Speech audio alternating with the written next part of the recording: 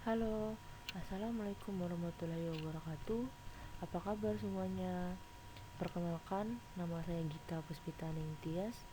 Di sini saya akan berbagi materi mata pelajaran KIP atau Komunikasi Industri Pariwisata untuk kelas 10. Kompetensi dasar dari bab ini yaitu 3.1 menerapkan teknik komunikasi di tempat kerja, dan 3.2 melakukan komunikasi di tempat kerja. Apa itu komunikasi?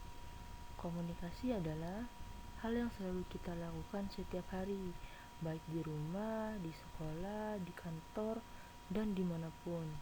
Dari komunikasi kita dapat memberi atau menerima suatu informasi. Komunikasi juga merupakan hal yang penting dalam kehidupan sehari-hari, terutama di industri pariwisata, karena kita melayani orang, memberikan jasa yang pastinya menggunakan komunikasi. Dalam pencapaiannya haruslah berkomunikasi dengan baik. Dengan demikian, komunikasi akan terjadi jika terdapat kesamaan antara penyampaian pesan dan penerima pesan. Jadi, dalam komunikasi antara si pengirim dan penerima pesan harus membuat persepsi yang sama dalam penyampaiannya, supaya tidak ada yang namanya miskomunikasi. Selanjutnya ada pengertian komunikasi menurut Howard Bonham dalam Suhandang. Komunikasi adalah suatu seni untuk menciptakan pengertian publik yang lebih baik, yang dapat memperdalam kepercayaan publik terhadap seseorang atau sesuatu organisasi.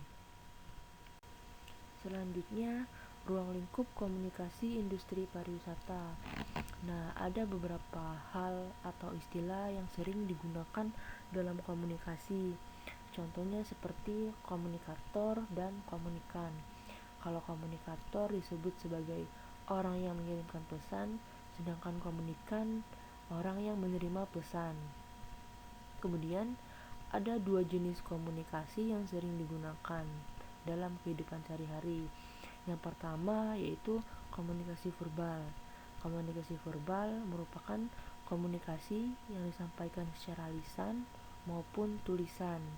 Nah, media yang digunakan dalam komunikasi verbal yaitu ada telepon, bisa melalui surat, lukisan, gambar, grafik, dan lain-lain. Nah, sedangkan yang kedua yaitu komunikasi nonverbal. Komunikasi nonverbal yaitu kebalikan dari komunikasi verbal. Lebih banyak menggunakan media tanpa kata-kata atau ucapan, namun lebih banyak menggunakan bahasa isyarat, ekspresi wajah, bahasa tubuh, simbol-simbol, ataupun warna-warna. Nah, selanjutnya untuk lebih jelas di sini saya akan memberikan contoh dari komunikasi verbal secara lisan. Contohnya bisa kalian perhatikan, di sini saya sedang berbicara menyampaikan materi dari komunikasi industri pariwisata secara lisan namun melalui media. Nah, contoh lainnya seperti gambar di bawah ini.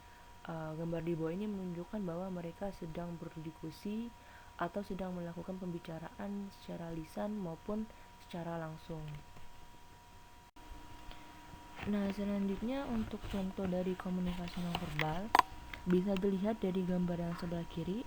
Ini adalah contoh dari komunikasi nonverbal dengan bahasa tubuh.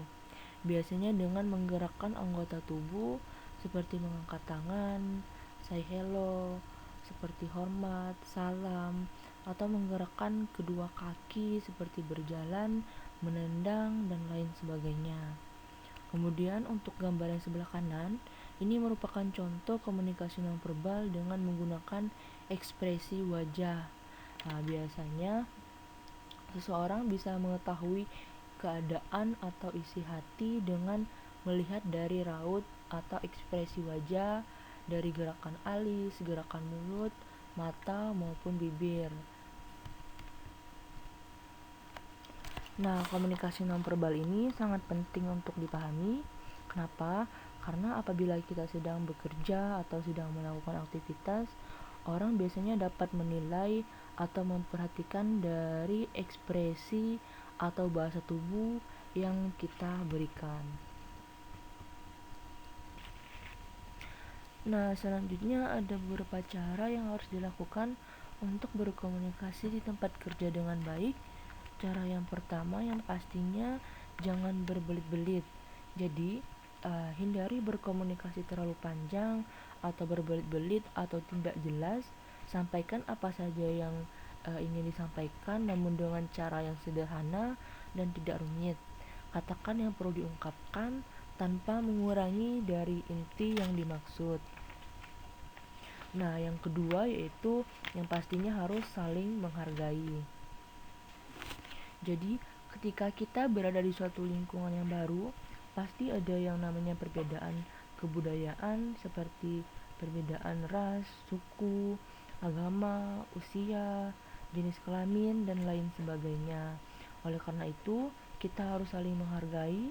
Hal ini dilakukan agar kerjasama bisa berjalan dengan baik.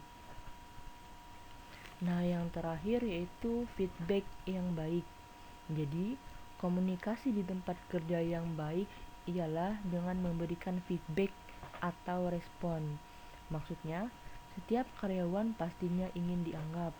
Ketika mereka telah berusaha keras untuk menyelesaikan pekerjaannya, kita harus mengapresiasinya dengan cara memberikan feedback atau respon yang baik.